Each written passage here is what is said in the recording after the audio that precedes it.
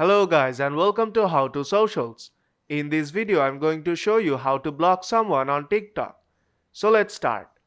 First, open the TikTok app.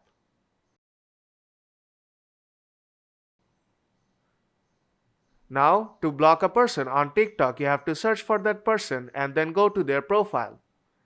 Now tap on the search icon at the bottom of the screen and then search for the person. Then you have to go to their profile. I'll show you the example from my feed page. Now let me search for a person and go to his profile.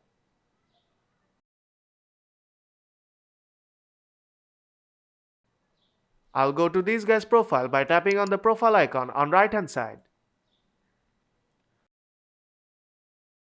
And then tap on three dots on top right corner. And you will see the block option here.